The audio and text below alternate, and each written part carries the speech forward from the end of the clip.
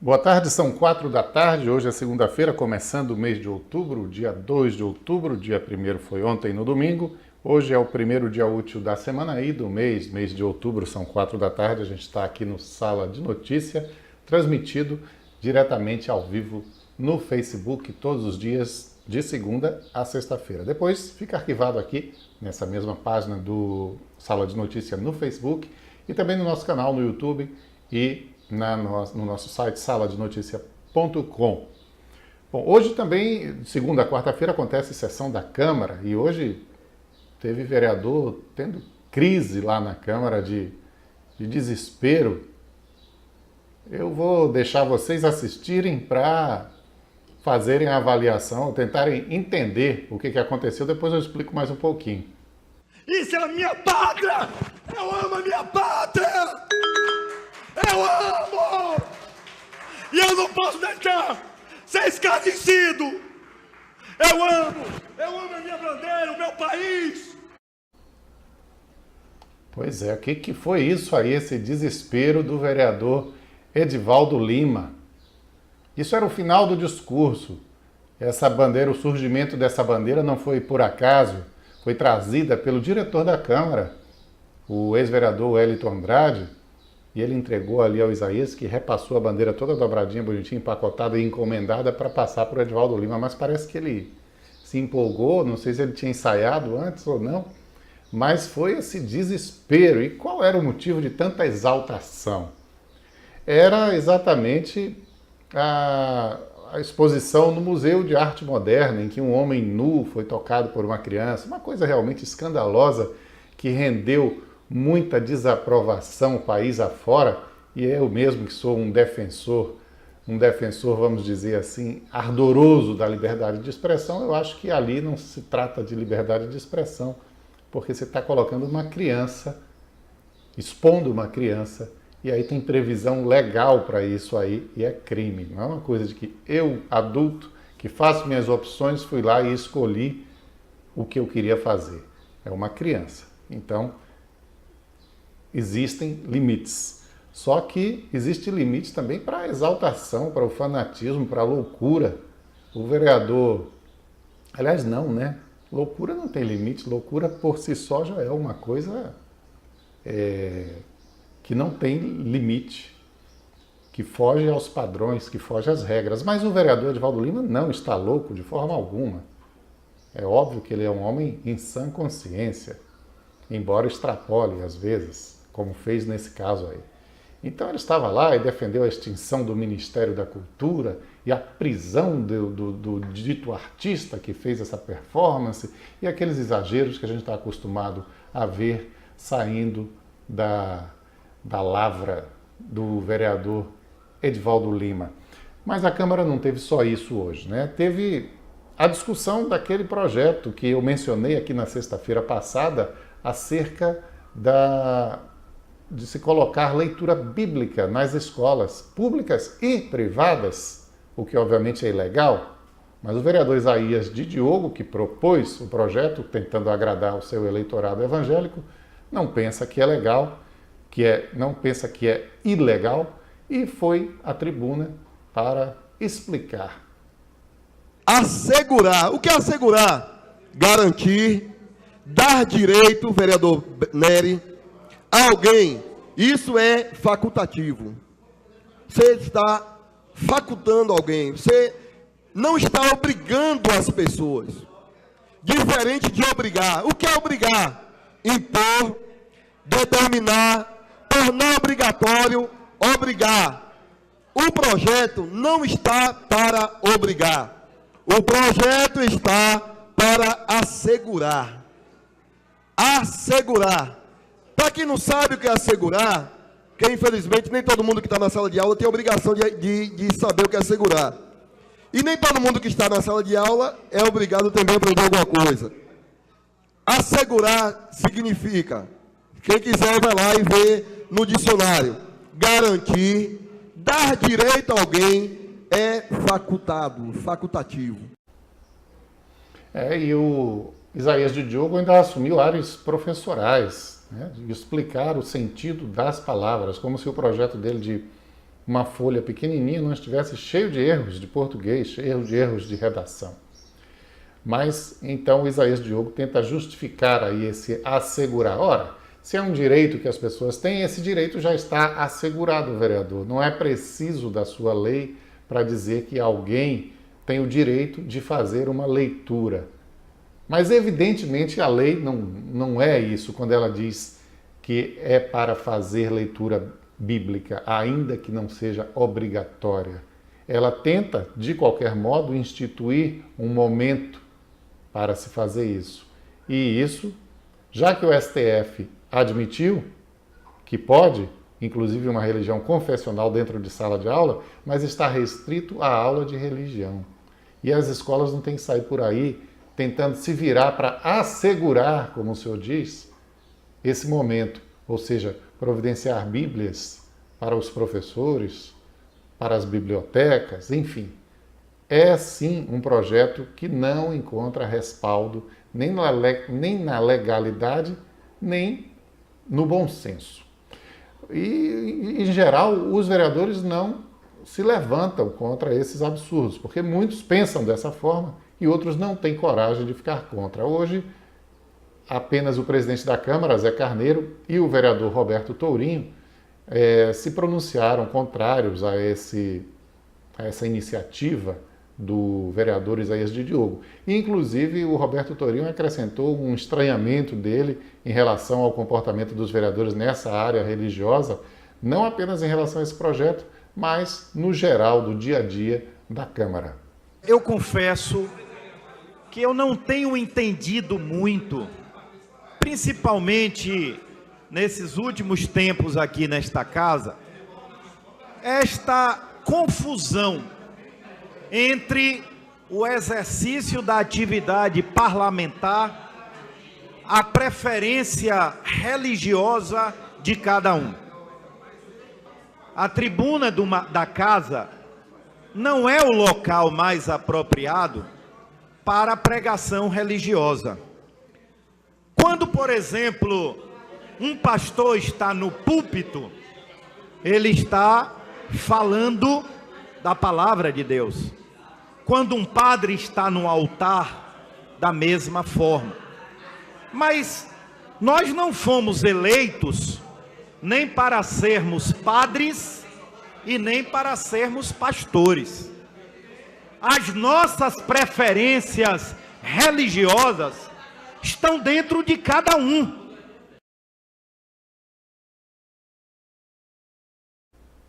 Pois é, as preferências religiosas são opções individuais e os vereadores estão fazendo da Câmara Municipal uma igreja. E é uma coisa realmente lamentável que a gente tem visto e ouvido dentro da Câmara Municipal por causa dessa postura. A vereadora Neinha, por exemplo, ela se comporta como uma pastora no plenário do Legislativo. Ela leva lá a Bíblia, lê um trecho e faz uma pregação. E outros momentos já tem ocorrido isso com outros vereadores. Isso começou a se intensificar na legislatura passada. Não foi coibido pela presidência da casa, o vereador Rony, que sempre queria estar de bem com todo mundo, sempre queria agradar todo mundo. O vereador Rony realmente era aquele tipo boa praça. E só fez se expandir. E agora o Zé Carneiro não se sabe ainda que postura ele vai adotar. Eu, inclusive, uma vez falei com o vereador Rony sobre isso e ele disse, realmente passa um pouco dos limites, eu já chamei alguns para falar e tudo, mas enfim, não houve modificação.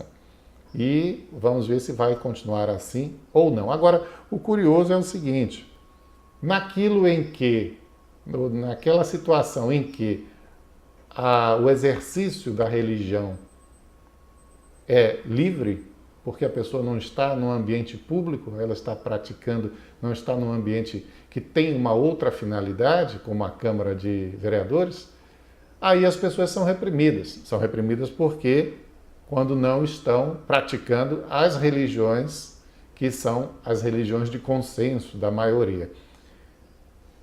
Vamos esclarecer isso assim de uma maneira mais direta, ouvindo novamente uma fala do vereador Roberto Tourinho, que fez uma denúncia até sobre isso, embora ele não tenha dado esse caráter de denúncia enquanto falou, mas eu entendo isso como uma denúncia da maior gravidade. Eu fui secretário de Meio Ambiente. Muitos policiais militares têm a sua preferência religiosa. Muitos policiais militares, quando, por exemplo, pegavam uma pessoa de religião matriz africana, colocando despacho nas esquinas, os policiais militares prendiam essas pessoas como se essas pessoas estivessem cometendo um crime. E eu pergunto, qual era o crime? Porque a pessoa tem uma preferência religiosa? O vereador Edivaldo Lima disse que o crime era porque a pessoa estava sujando a cidade. Não é isso. Crime, vereador, é quando tenta se sujar a honra. Crime é quando tenta se impor vontades. Aí é crime.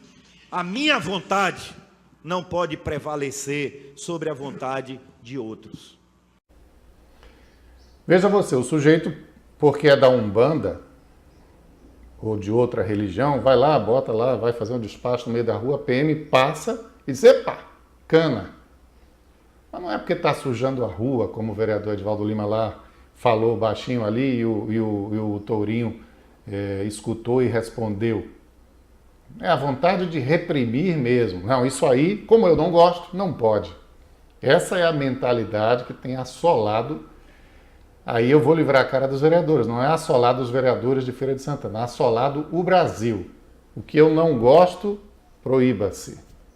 O que eu gosto, imponha-se para os outros.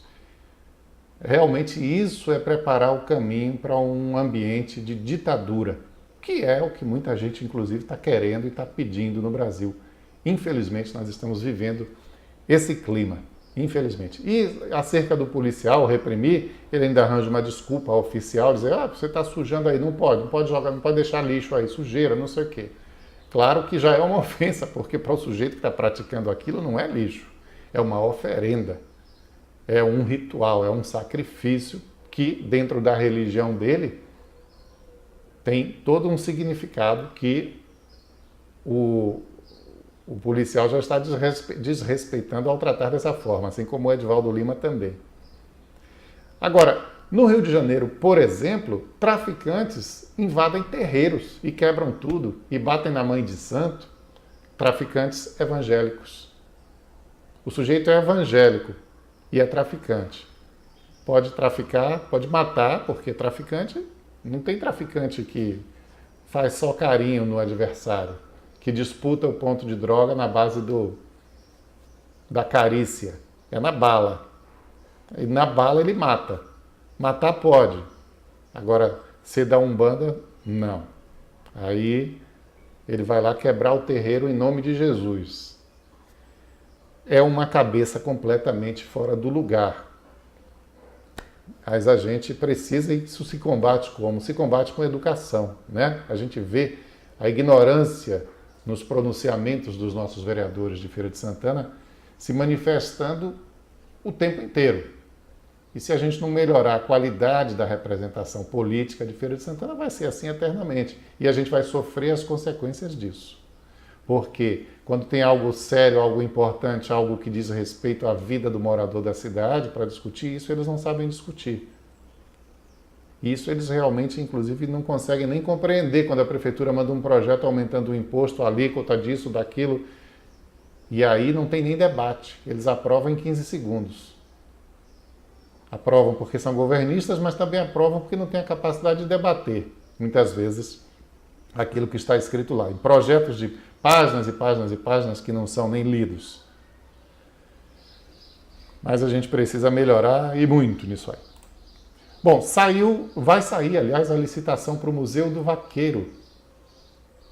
Nos próximos dias, promete a prefeitura. A Fundação Cultural Egberto Costa passará a administrar o Casarão Olhos d'Água, considerado patrimônio histórico-cultural do município. O casarão pertence à família Pedra, mas foi restaurado com recursos públicos em 2006.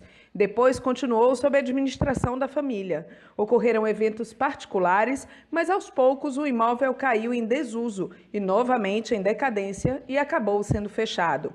A imprensa vem noticiando há alguns anos o retorno à situação anterior de abandono. No meio do ano passado, a Prefeitura anunciou que passaria a administrar o casarão, assumindo os custos da manutenção. E anunciou também o Museu do Vaqueiro, mas nada ainda ocorreu. Na sexta-feira, a Fundação Egberto Costa, órgão do município, prometeu fazer nos próximos dias licitação para começar a preparar o museu.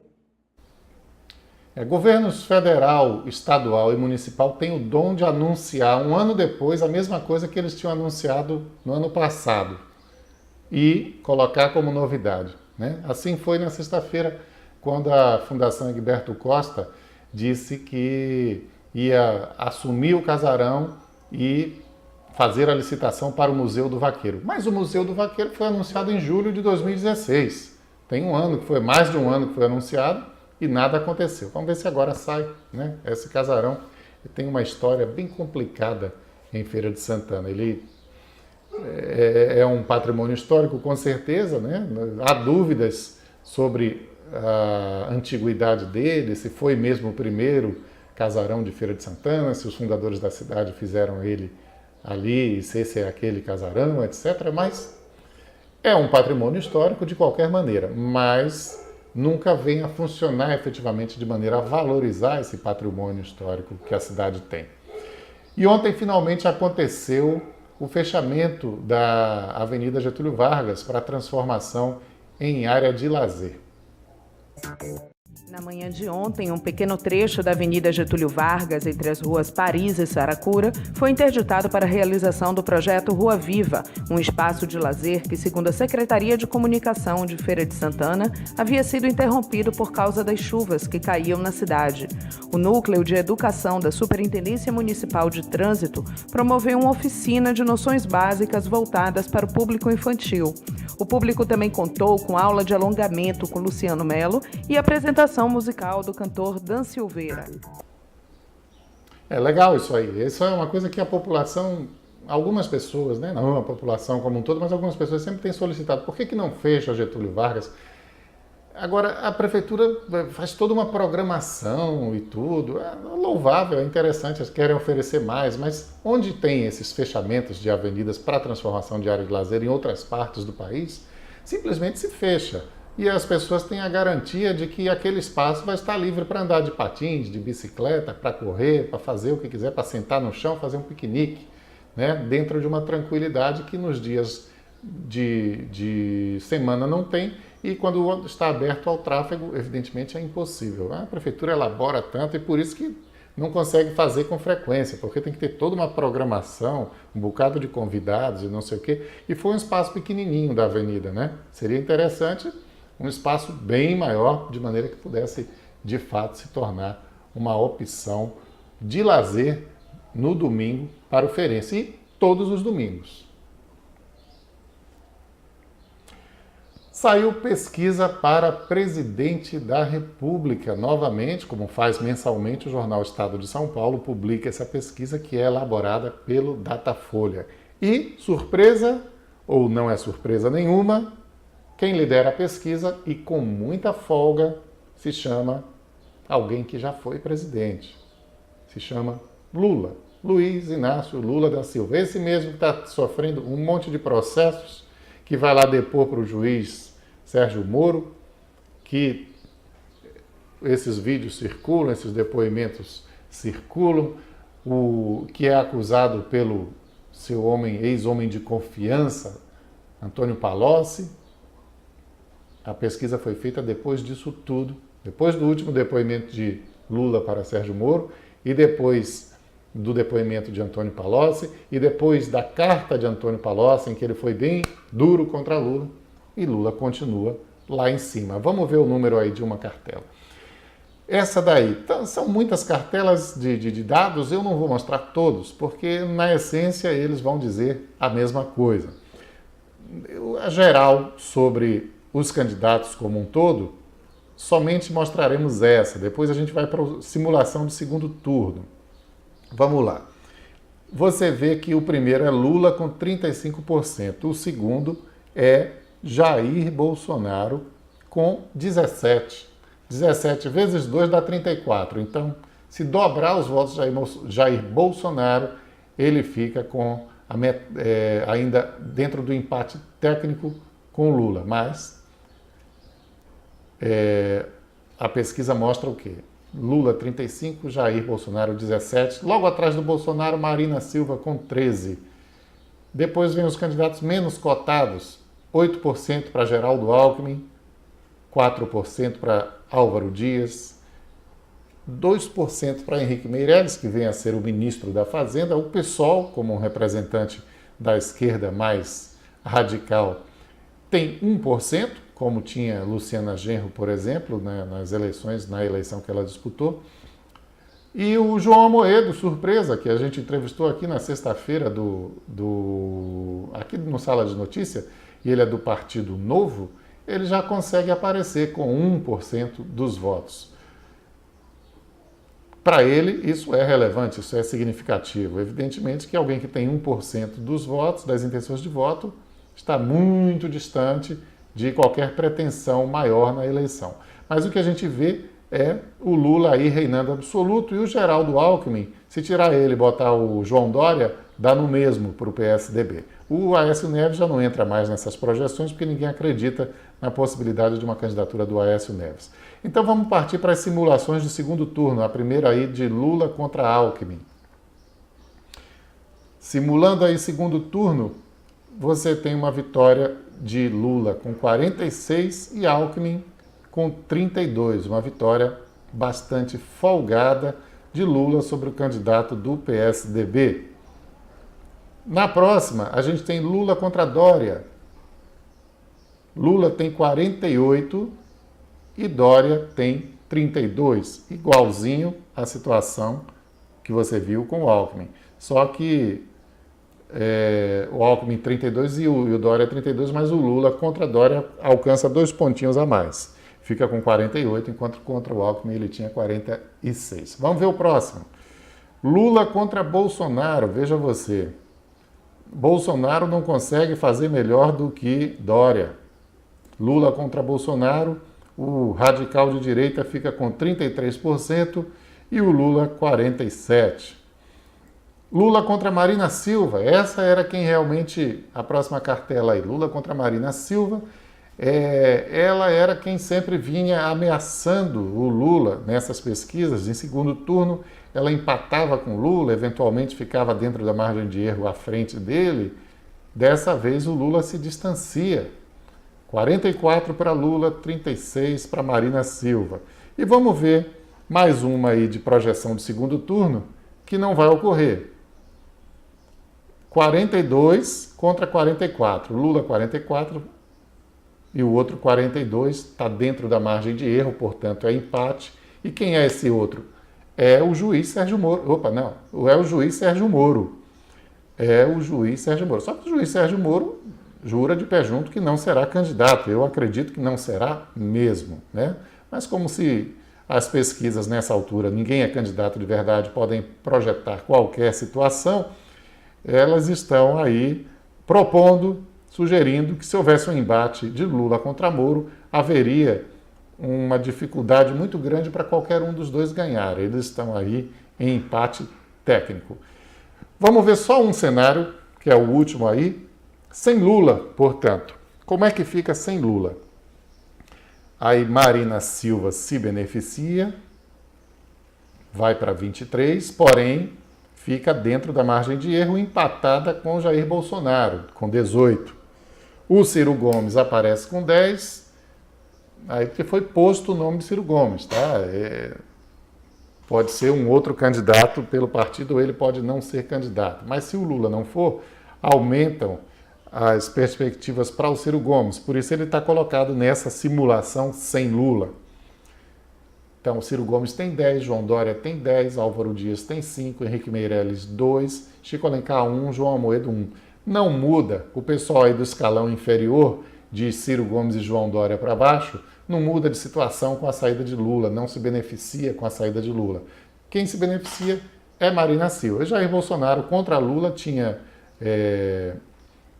17, e contra Marina ele passa a ter 18. Então, é isso. Voltando aqui para mim, a situação é essa, né? A situação que a gente verifica é essa. Lula é o mais cotado para se eleger. Ah, tem uma taxa de rejeição altíssima. Tem. Mas, com esse percentual, essa vantagem que ele tem sobre os outros, realmente é ilusão dizer que, de forma alguma, ele se elege. Pode nem ser candidato impedido pelas condenações, pode ser condenado até à prisão na metade do ano que vem. Porém, isso vai dar um rebuliço nesse país que já está em rebuliço permanente imenso, porque as pessoas vão, evidentemente, interpretar que Lula foi condenado apenas para não ser eleito, né? E outra coisa curiosa, o mesmo Datafolha, na edição dessa segunda-feira do jornal Folha de São Paulo, aponta que a maioria das pessoas acha que o presidente, o ex-presidente Luiz Inácio Lula da Silva, por tudo que já foi descoberto, poderia estar preso. O resultado está aqui, olha. Dos entrevistados pelo Instituto, 54% avaliam que os fatos revelados pela Lava Jato são suficientes para justificar a prisão do petista. E mesmo assim, ele lidera as intenções de voto. Lógico que essas pessoas que acham que ele deve ser preso não são as mesmas que estão votando nele. Mas isso só faz mostrar o aprofundamento da divisão que há nesse país e a falta de opção também de candidaturas, tanto à esquerda quanto à direita. Quando bota Fernando Haddad, ex-prefeito de São Paulo, no lugar de Lula, dentro dessa pesquisa aí, é um desastre. O Haddad não vai para canto nenhum. E a direita não consegue ter candidato também. O Jair Bolsonaro, que é de extrema direita, é o único que consegue ter alguma projeção e que tem eleitores fiéis. Esses não abandonarão o barco de Jair Bolsonaro e serão uma força na eleição, não tenha a menor dúvida. E os outros candidatos estão aí ou complicados com a Lava Jato ou não estão conseguindo decolar. João Dória, que vem fazendo um esforço danado de marketing, parece que o balão dele já desinchou, já desinflou. As pessoas entenderam que é só marketing. Até porque ele tem que governar São Paulo e onde ele menos fica é São Paulo. Então a situação também não é nada boa para o João Dória, parou de crescer. Ele vinha nessa expectativa de continuar se colocando como a melhor alternativa para o PSDB, superar Alckmin, deixar Alckmin lá embaixo, e isso parou de acontecer. Eventualmente o Alckmin aparece até dentro da margem de erro, na frente do João Dória. Então, a situação é bastante complicada e a gente prevê uma eleição bastante tumultuada em 2018. Realmente é de se preocupar. Agora são 4 horas e 28 minutos, a gente vai ficando por aqui nessa edição de hoje. Amanhã eu vou falar sobre a biometria lá no TRE, porque hoje eu, como tanta gente, tentou se cadastrar para marcar a biometria, para a gente poder votar, né? A gente tem que fazer um esforço danado para votar. E o voto é obrigatório, não é uma questão de você querer ou não querer votar. Bom, tentei mais uma vez, porque dia de segunda é o dia que marca a biometria e não consegui. Mas descobri uma coisa bem grave, bem séria. Tem gente aí cobrando para marcar a sua biometria. Acredite se quiser, mas amanhã eu mostro. Tá certo? Até lá então. Até amanhã.